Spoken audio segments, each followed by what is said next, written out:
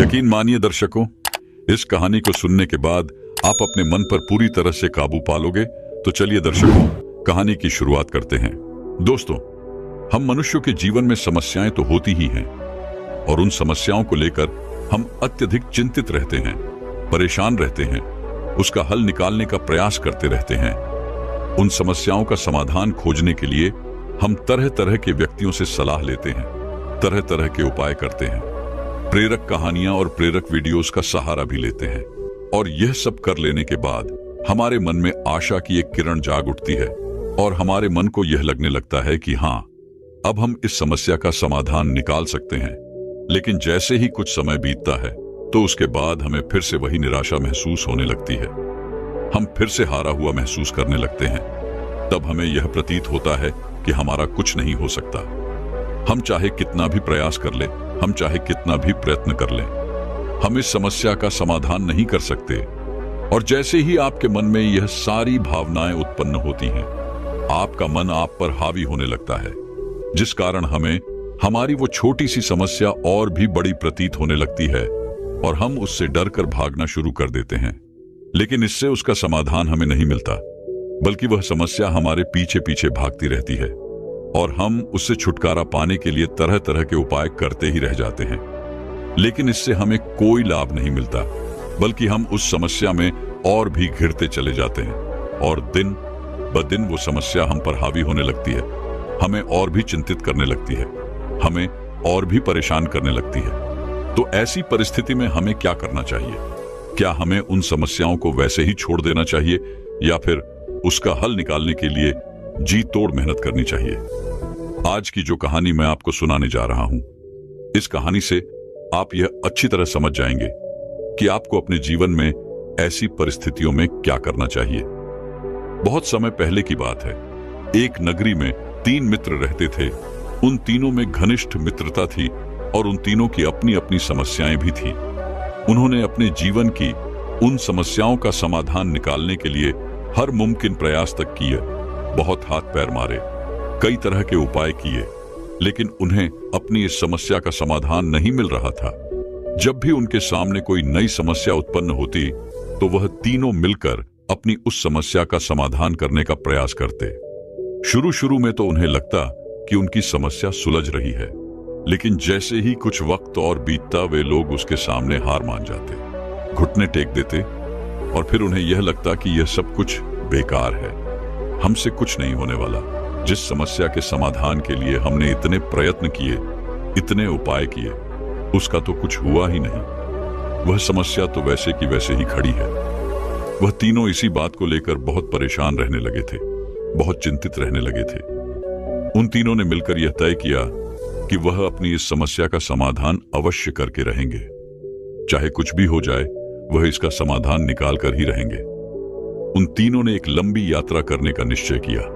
उन्होंने यह सोचा कि कहीं ना कहीं कोई ना कोई तो उन्हें अवश्य मिल जाएगा जो उनकी इस समस्या का समाधान उन्हें अवश्य देगा। यही सोचकर उन तीनों ने इस यात्रा को आरंभ किया। वह कई दिनों तक यहां वहां भटकते रहे, लोगों से पूछते रहे, लोगों से उपाय लेते रहे, तरीके अपनाते रहे, लेकिन उनकी किसी भी समस्या का कोई समाधान उन्हें नहीं मिल रहा था। तभी एक दिन एक व्यक्ति उन्हें एक गुरु के बारे में बताता है और वह व्यक्ति उनसे कहता है कि जो भी व्यक्ति उनके पास जाता है और उनकी समस्या का समाधान अवश्य करते हैं, लेकिन याद रहे कि वह कभी भी किसी से भी जल्दी मिलते नहीं हैं और जिससे मिलते हैं उसकी समस्या का समाधान निश्चित है। उस व्यक्ति की यह बात सुनकर वह तीनों मित्र उन गुरु से मिलने के लिए आगे की ओर चल पड़ते हैं। वे गुरु एक ऊंची पहाड़ी पर छोटा सा आश्रम बनाकर रहा करते थे। उन तीनों ने जैसे तैसे उस आश्रम का सफर तय किया और उन गुरु के पास पहुंचे। उन गुरु ने जब उन तीनों को देखा तो वे कहते हैं, तुम तीनों कौन हो और यहाँ पर क्या करने आए हो? तुम यहाँ से लौट जाओ, यहाँ तुम्हारा कुछ नहीं होने वाला। इस पर उन तीनों में से पहला मित्र कहता है गुरुदेव, हमने आपके बारे में सुना है, आप सबकी समस्या का समाधान करते हैं। हम आपके पास बहुत दूर से आए हैं और हम आपसे अपनी समस्या का समाधान लिए बिना यहां से कहीं नहीं जाएंगे। आपको हमारी समस्या का समाधान करना ही होगा। इस पर वह गुरु उन तीनों से कहते हैं, तो ठीक है, मैं तुम्हारी समस्या का समाधान अवश्य करूंगा। मुझे अपनी समस्या बताओ। इस पर पहला मित्र कहता है गुरुवर, मैं एक लड़की से विवाह करना चाहता हूं। मैं उससे कई दिनों से प्रेम करता हूं, लेकिन मेरे माता पिता उस लड़की से मेरी शादी नहीं होने देना चाहते। मैंने उन्हें बहुत मनाने की कोशिश की, उनके सामने हाथ जोड़े, उनके सामने विनती की, लेकिन उसके बावजूद भी मेरे माता पिता उस लड़की से मेरी शादी नहीं होने देना चाहते। इतना कहकर पहला मित्र शांत हो गया और फिर दूसरा मित्र कहता है गुरुवर, मेरा परिवार बहुत गरीब है और मैंने अपना ज्यादातर जीवन गरीबी में ही बिताया है, लेकिन मैं अब अमीर बनना चाहता हूं। मैं भी अत्यधिक धन कमाना चाहता हूं। इतना कहकर वह दूसरा मित्र भी शांत हो गया और फिर वह तीसरा मित्र कहता है गुरुदेव, मेरे पास पैसों की कोई कमी नहीं है। मैं पहले से ही बहुत अमीर घराने से हूं, लेकिन मेरे अंदर आलस कूट कूट कर भरा हुआ है। मुझे क्रोध भी बहुत आता है और मैं अब मृत्यु के बहुत करीब हूं। मुझे एक ऐसी गंभीर बीमारी है जिसका इलाज नहीं हो सकता, लेकिन मैं अभी जीना चाहता हूं अपने जीवन का वह सुख और आनंद पाना चाहता हूं। इतना कहकर वह तीनों मित्र शांत हो गए। तभी वह गुरुवर उन तीनों से कहते हैं, तुम तीनों ने जो भी समस्याएं मुझे बताई हैं, यह वास्तविक नहीं है। जब तुम तीनों को तुम्हारी असली समस्या पता चल जाए, तब तुम मेरे पास आना। मैं तुम्हारी समस्याओं का समाधान अवश्य करूंगा। उन गुरु की यह बात सुनकर वह तीनों सोच में पड़ गए कि आखिर यह समस्या नहीं है तो फिर क्या है। वे यही सोचने लगे कि हम जिन समस्याओं से जूझ रहे हैं, हमने तो वही समस्या इन गुरु को बताई है। फिर आखिर ये गुरु ऐसा क्यों कह रहे हैं कि हमने जो भी समस्याएं इन्हें बताई हैं वो वास्तविक रही हैं, और जब हमें हमारी सही समस्या पता चल जाए तब हम उनके पास जाएं। वे तीनों इन चीजों को लेकर आपस में बातें कर ही रहे थे कि तभी उन तीनों में से एक मित्र को एक युक्ति सूझी। उसने अपने बाकी मित्रों से कहा, क्यों ना हम अपनी समस्याएं इन गुरु के सामने अलग अलग तरीके से रखें, तो हो सकता है कि शायद यह हमारी समस्या सुलझ जाए और हमें उसका समाधान दे दे। उन तीनों मित्रों ने बिल्कुल ऐसा ही किया। उन्होंने अपनी समस्याएं उन गुरुवर के सामने अलग अलग तरीके से रखी, लेकिन अब की बार भी वह गुरु उन्हें यही बात कहते हैं कि तुम सब यहां से चले जाओ। जब तुम्हें तुम्हारी सही समस्या का पता चल जाए तब तुम मेरे पास आना। मैं तुम्हारी समस्या का समाधान अवश्य करूंगा। उन तीनों को अब यह समझ नहीं आ रहा था कि वह क्या करे, किस तरह से इन गुरु के सामने अपनी समस्या रखे जिससे वह उनका समाधान हमें दे। उन तीनों को कुछ भी समझ नहीं आ रहा था और आखिरकार थक हार कर वह वापस लौटने लगे। तभी रास्ते में लौटते वक्त वह एक गांव से होकर गुजर रहे थे और उस गांव में उन्हें एक व्यक्ति मिला। जब उस व्यक्ति ने इन्हें दुखी और निराश देखा तो वह इनके पास गया और इनसे पूछने लगा कि आखिर क्या बात है, तुम तीनों इतना निराश क्यों हो, क्या कोई बात है। इस पर उन तीनों में से पहला मित्र कहता है, हेमंत, हम तो इस पहाड़ी वाले बाबा के पास आए थे। हमने सुना था जो भी इनके पास आता है वो उसकी समस्या का समाधान अवश्य करते हैं। हम भी इनके पास अपनी समस्या का समाधान लेने आए थे, लेकिन इन्होंने तो हमें यह कहकर टाल दिया कि जाओ और जब तुम्हें तुम्हारी सही समस्या पता चल जाए तब तुम मेरे पास आना और मैं तब तुम्हें तुम्हारी समस्या का समाधान बता दूंगा। जबकि हमने तो अपनी सभी समस्याएं उनके सामने रख दी थी, लेकिन फिर भी ना जाने क्यों वह बार बार केवल एक ही राग अपनाए हुए हैं। इस पर वह गांव वाला व्यक्ति इन तीनों से इनकी समस्या पूछता है। वह तीनों मित्र एक एक करके अपनी समस्या उस व्यक्ति को बता देते हैं। इस पर वह व्यक्ति जोर से हंस पड़ता है और कहता है, मुझे तुम्हारी समस्या पता चल चुकी है। तुम तीनों उन गुरु के पास वापस जाओ और उनसे कहो कि हम तीनों की समस्या एक ही है और हमें इसका समाधान चाहिए। फिर देखो वो तुम्हें तुम्हारी समस्या का समाधान अवश्य देंगे। वह तीनों वापस उन गुरु के पास पहुंचे और उन गुरु को प्रणाम करके वे तीनों कहते हैं, है गुरुदेव, हमें हमारी समस्या का पता चल चुका है और हम तीनों की समस्या एक ही है। कृपया करके हमारी समस्या का समाधान करें। इस पर वह गुरु मुस्कुराने लगे और उन तीनों मित्रों से कहते हैं, तुम तीनों की समस्या का एक ही समाधान है। यदि तुमने उसे अपने जीवन में उतार लिया तो तुम्हारी सारी समस्याएं खत्म हो जाएंगी। इस पर वह तीनों मित्र उन गुरु से कहते हैं, है गुरु, वह कौन सा समाधान है? कृपया करके हमें बताइए। इस पर वह गुरुवर मुस्कुराते हुए उन तीनों से कहते हैं, तुम तीनों की समस्याओं का समाधान है ध्यान। तुम तीनों को ध्यान करना होगा जब तक कि तुम्हें तुम्हारी समस्याओं का समाधान नहीं मिल जाता, और तुम चाहो तो तुम यह ध्यान मेरे पास रहकर भी कर सकते हो। वह तीनों उनको ना की यह बात सुनकर बहुत खुश हुए। उन्हें लगा कि अब उनकी समस्या का समाधान उन्हें मिल ही जाएगा। वह तीनों उन गुरु के पास रहने के लिए तैयार हो चुके थे। तभी वह तीनों मित्र उन गुरुवर से कहते हैं, है गुरुवर, हम ध्यान कैसे करें? हमें ध्यान करना नहीं आता। कृपया करके आप ही हमें मार्ग दिखाइए। इस पर वह गुरु उन तीनों से कहते हैं, तुम्हें आंखें बंद करके बैठना है और अपनी सांसों पर ध्यान देना है, और इसी प्रकार तुम ध्यान तक पहुंच सकोगे और अपनी सभी समस्याओं का हाल भी जान सकोगे। उन तीनों ने उन गुरुवर की यह बातें मान ली और उन्होंने अगले दिन से ही ध्यान करना शुरू कर दिया। ऐसा करते करते धीरे धीरे एक सप्ताह बीत गया। सप्ताह के बाद महीने के बाद करीबन 6 महीने बीत गए, लेकिन अब तक वे अपनी समस्याओं का समाधान नहीं जान सके थे, जिस कारण वो और भी ज्यादा परेशान हो चुके थे और भी ज्यादा चिंतित हो चुके थे। एक दिन वो वापस उन गुरु से कहते हैं, है गुरुदेव, जैसा कि आपने कहा था कि हम सभी की समस्याओं का समाधान केवल ध्यान है, तो हमने वो भी करके देख लिया, लेकिन आपके कहे अनुसार तो हमें हमारी समस्याओं का कोई समाधान नहीं मिला। हम पहले जहां पर थे अब भी वहीं पर हैं, और हमारी समस्याएं भी वैसे की वैसे ही हैं। मेरे माता पिता अब भी उस लड़की से मेरी शादी नहीं होने देना चाहते। इस पर दूसरा मित्र कहता है गुरुदेव, मैं भी अब तक गरीब ही हूं, मेरे पास कोई धन नहीं है। और इस पर तीसरा मित्र भी कहता है गुरुदेव, मेरे अंदर अभी भी आलस से कूट कूट कर भरा हुआ है। मैं बात बात पर क्रोधित हो उठता हूं और मेरी बीमारी भी अब तक खत्म नहीं हुई।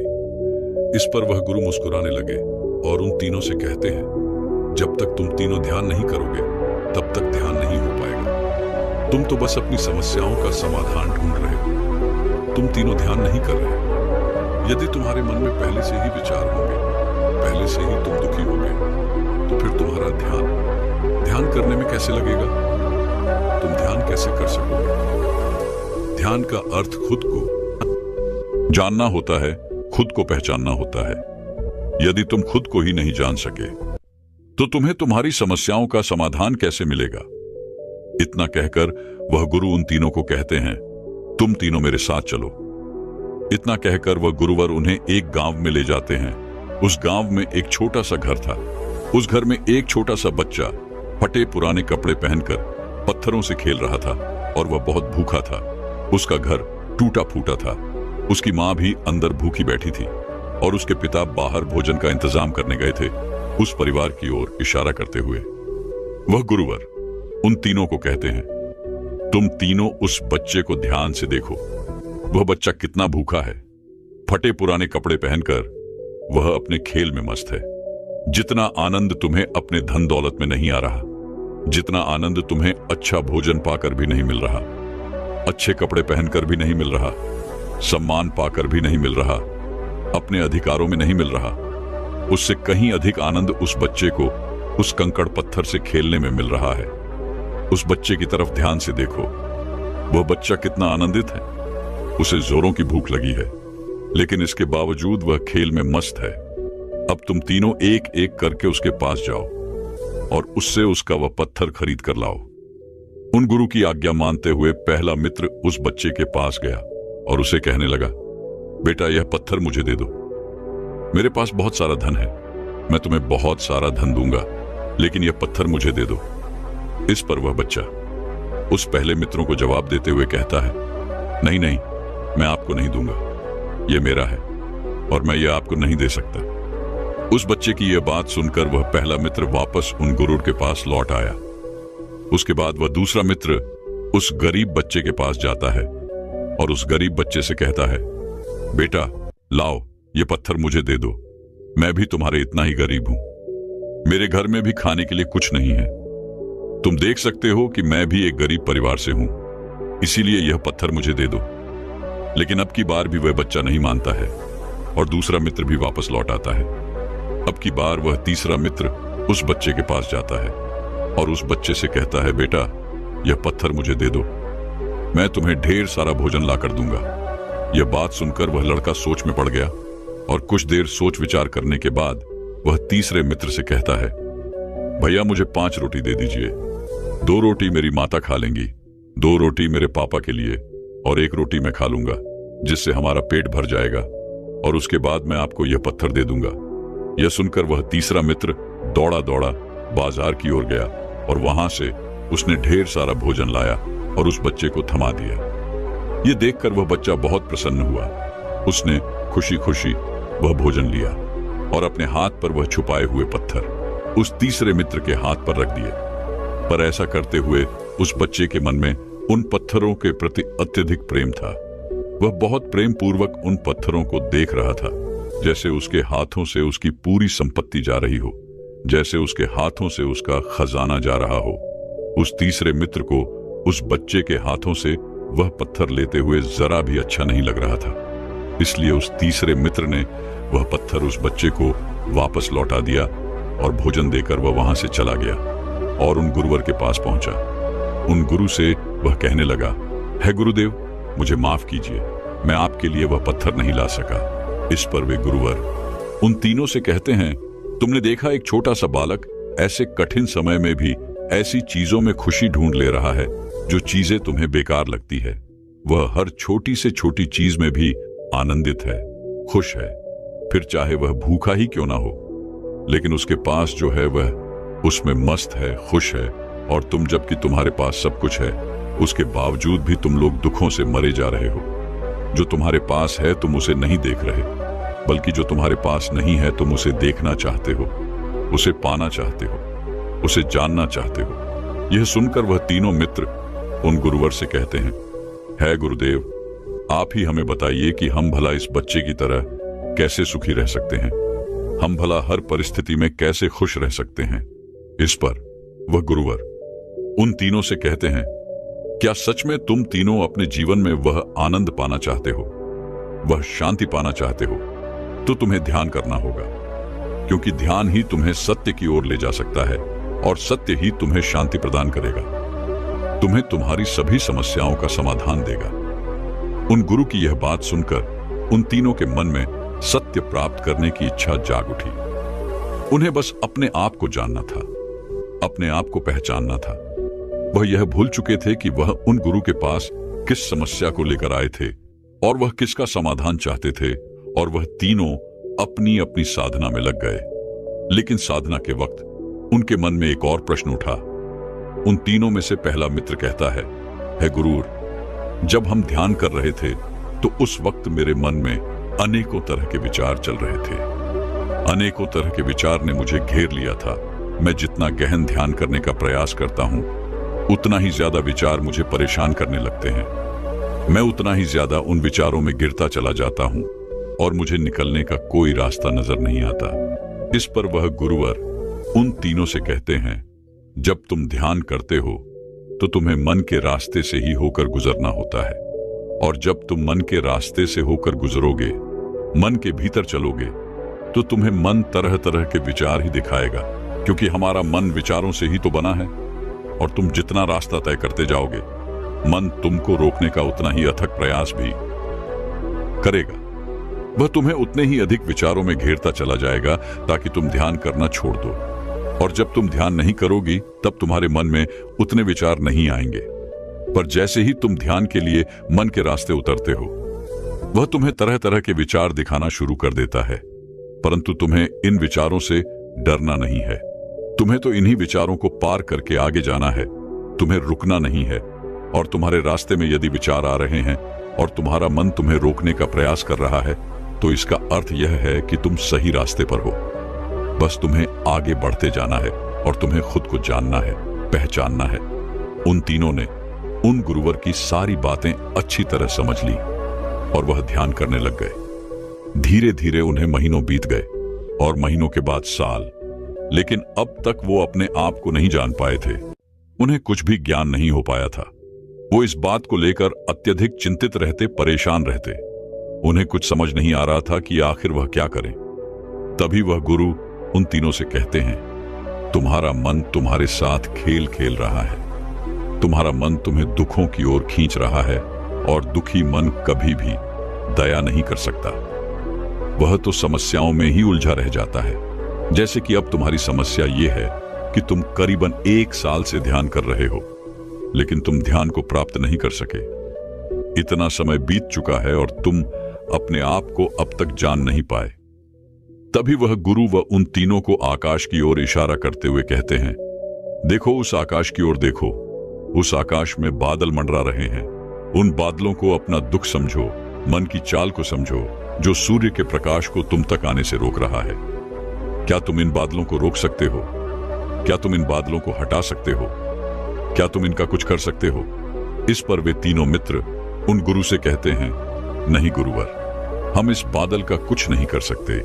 इस पर वह गुरुवर कहते हैं, तुमने ठीक कहा, तो फिर तुम इतना परेशान क्यों हो? तुम्हें तो यह देखना चाहिए कि कितने सुंदर बादल है और कितना सुंदर दृश्य है। तुम्हें तो इसका आनंद लेना चाहिए। दुखी होना छोड़कर तुम्हें इस पल का आनंद उठाना चाहिए। उन गुरुवर की ये सारी बातें उन्हें अच्छी तरह समझ में आ चुकी थी। उन्होंने फिर से ध्यान करना शुरू किया और धीरे धीरे वह ध्यान में उतरते चले गए। उनके मन में शांति होने लगी, उनकी समझ बढ़ने लगी और समझ बढ़ते बढ़ते उनका चीजों को देखने का नजरिया भी पूरी तरह से बदल चुका था। उनमें सत्य देखने की दृष्टि उत्पन्न हो चुकी थी। अब वह जब भी ध्यान करने बैठते तो बहुत तेजी से ध्यान में उतर जाते और उन्होंने अब इसका इतना प्रयास कर लिया था कि अब सत्य को प्राप्त भी कर चुके थे। तभी एक दिन वह गुरुवर उन तीनों के पास आए और उनसे कहने लगे, बताओ अब तुम्हारे जीवन में क्या समस्या है? तुम्हारी समस्या का समाधान अभी देता हूं। इस पर पहला मित्र कहता है गुरुदेव, जिसे मैं प्रेम समझ रहा था वह तो वासना थी, लगाव था, आदत थी जिसमें मैं सुख ढूंढ रहा था। वह तो खुद एक दुख का सागर था। तभी अगला मित्र कहता है गुरुदेव, जिसके पास जीवन है, जो स्वस्थ है, जो अनुभव कर सकता है, सोच समझ के साथ जी सकता है, वह अमीर है और बाकी सब गरीब है। जो जितना ज्यादा धनी है वह अमीर है, ऐसा उनका भ्रम है। वास्तविक तौर पर तो वह उतना ही ज्यादा दुखी है, परेशानियों से घिरा हुआ है और उतना ही गरीब है। आगे वह तीसरा मित्र कहता है गुरुदेव, जीवन के पहले और जीवन के बाद गहरी नींद है, पर जो इस समय पर भी आलस्य में डूबा रहता है वह कर्महीन है। ऐसे व्यक्ति अपने लिए नरक का निर्माण करते हैं। जो जाग रहा है, जो जागरूक है, उसे इस जीवन का आनंद मिलता है, और जो सो रहा है उसे केवल दुख। आगे वह कहता है कि जो खुद को ठीक से नहीं समझ पाते, जिनका खुद पर कोई नियंत्रण नहीं है, ऐसे नासमझ लोग अपने कर्मों के कारण क्रोध उत्पन्न करते हैं और यही क्रोध हमें नष्ट कर देता है। यही क्रोध हमारे विनाश का कारण भी बनता है। यही क्रोध हमारी सोच समझ को खा जाता है। हमारे अंदर जो ऊर्जा है उसे भी यह नष्ट कर देता है। लेकिन मनुष्य के जीवन में शांति ही परम सत्य है। क्रोध, भ्रम, ये सब झूठ है। आगे वह कहता है गुरुदेव, मैं बीमार हूं पर अब भी जीवित हूं। मृत्यु तो कभी भी किसी को भी आ सकती है, लेकिन जो वर्तमान में जी रहा है वह मृत्यु से कभी नहीं डरता, क्योंकि वह हर एक पल को भरपूर जी रहा है। वह अपने आप में संपूर्ण होता है। उसके मन में न तो कोई इच्छाएं होती हैं, ना ही कोई कामना और ना ही कोई वासना। वह हर पल हर दिन एक नया जीवन जीता है। उसके लिए हर दिन नया है, खास है। इन तीनों की यह बातें सुनकर वह गुरुवर मुस्कुराने लगे और उन तीनों से कहते हैं, तो इसका अर्थ क्या हुआ? तो क्या तुम तीनों की समस्याएं समाप्त हो चुकी हैं? क्या तुम्हें तुम्हारी समस्याओं का समाधान मिल चुका है? इस पर वह तीनों कहते हैं गुरुदेव, वो तो समस्याएं थी ही नहीं, बस हम ही उसे समस्या समझ रहे थे। हमारे अंतर्मन में जो भी उथल पुथल होती है वही हमें समस्या लगती है, वही हमें समस्या के रूप में दिखाई पड़ती है, और हम मोह माया, जीवन मरण, धन दौलत, प्राण प्रतिष्ठा, मान सम्मान में ऐसे उलझ जाते हैं कि हमें और कुछ नजर नहीं आता। हम इस जीवन को भी समझ नहीं पाते, हम अपने आप को समझ नहीं पाते, अपने आप को देख नहीं पाते, अपने आप को जान नहीं पाते। हम ये भूल जाते हैं कि चारों ओर केवल समाधान ही समाधान है, उत्तर ही उत्तर है, समस्याएं तो है ही नहीं। इतना कहकर उन तीनों ने उन गुरुवर को प्रणाम किया और वापस अपने घर की ओर लौट गए। दोस्तों, हम भी अपने जीवन में ऐसी बहुत सी चीजों के अंदर फंसे हुए हैं जो हमें लगता है क्या हमारी समस्या है, लेकिन वास्तविक तौर पर यह कोई समस्या नहीं है। समस्याएं तो हम खुद खड़ी करते हैं। और अगर आपके सामने भी ऐसी कोई समस्या है तो इसका सत्य भी यही है कि आपकी इन समस्याओं का समाधान केवल दो ही लोग कर सकते हैं। एक तो है समय और दूसरा आप खुद। दोस्तों, मैं उम्मीद करता हूं कि यह कहानी सुनने से आपके जीवन में अच्छे बदलाव आए होंगे। आपको इस वीडियो से क्या सीखने मिला, ये कमेंट करके जरूर बताइए और अपने परिवार, दोस्तों या आपके करीबी इंसान के साथ ये कहानी शेयर करके उन्हें